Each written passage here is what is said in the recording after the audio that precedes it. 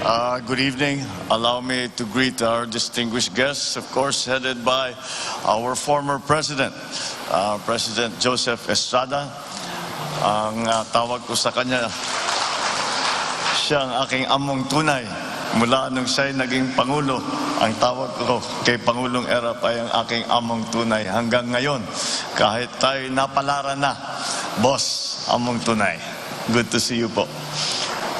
His Excellency, the Ambassador from the People's Republic of China, our good friend who has fostered so many relationships in the time that he has come as the representative of the People's Republic of China, His Excellency Ambassador Wang Ziliang.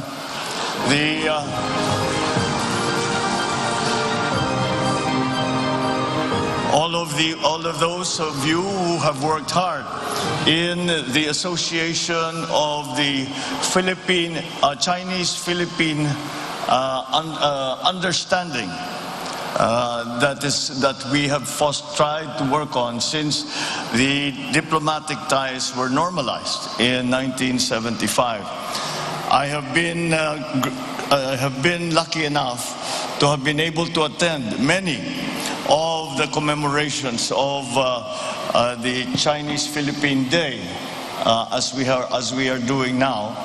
And it is because, well, certainly because, in fact, it is, in my view, a very important relationship that we must continue to evolve as the years go by and as the changes that we have seen around the world are affecting our own status within the region.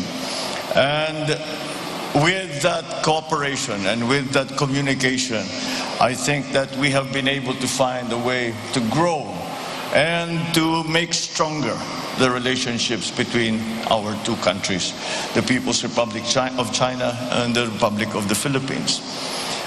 In many ways, the signing of the diplomatic agreement between the People's Republic and the Republic of the Philippines in 1975 was just a formalization or a normalization of an informal relationship that has been shown to go back at least to the Tang Dynasty. And that is how long the relationship between the Philippines and China has been going on, and this is at very many levels. And with the addition now of the addition in 1975 of the signing and normalization of diplomatic relations between our two countries, we formalized that informal relationship and added another facet to our dealings, in that we added government to government. And that has been something that I believe has been very advantageous to both our countries. And so how do I see the future between China and the Philippines? I see the future of China and the Philippines developing in many ways that maybe we do not see now.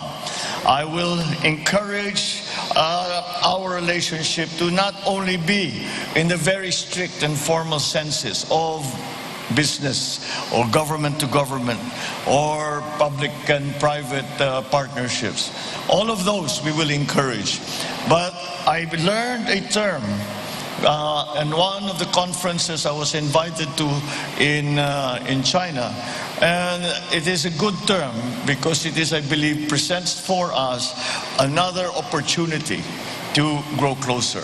And that term that I learned from the Chinese is people to people.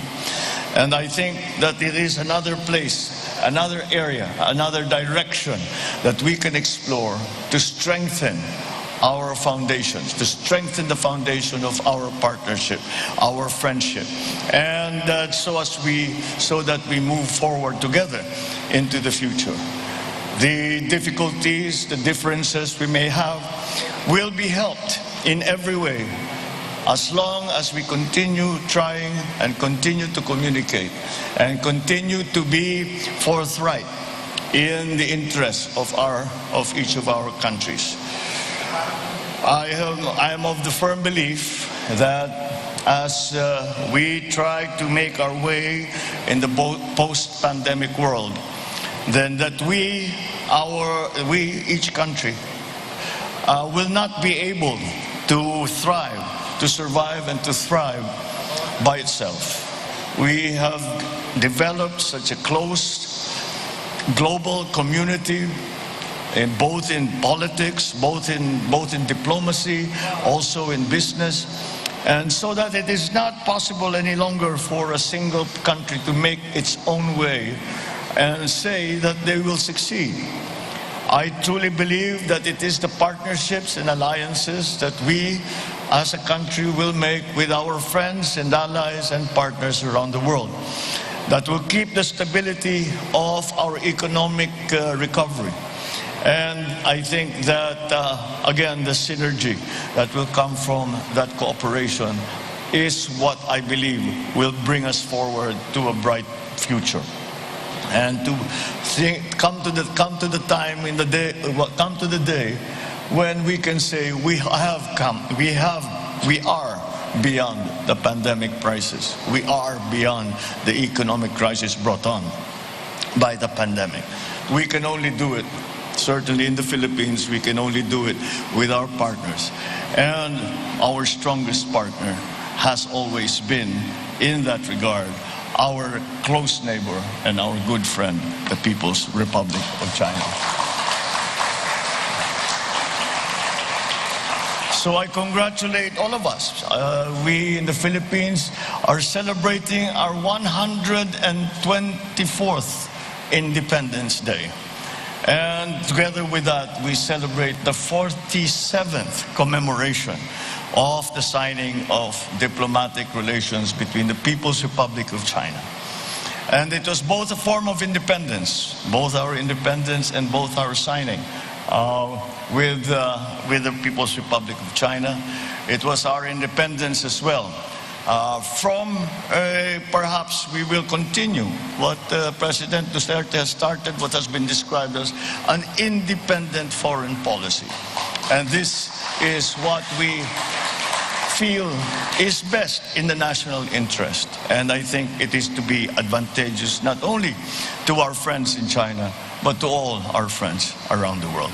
So with that in mind, I encourage you all to continue to work to these, to strengthen these relationships. I add my congratulations to the awardees.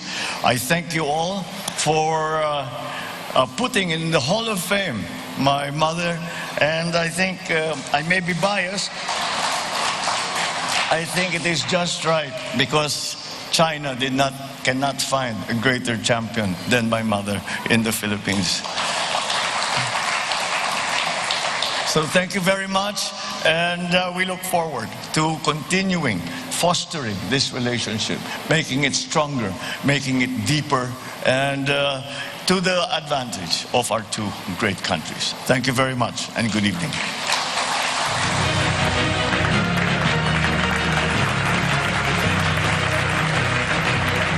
Thank you, Philippine President-elect Ferdinand Romualdez Marcos Jr.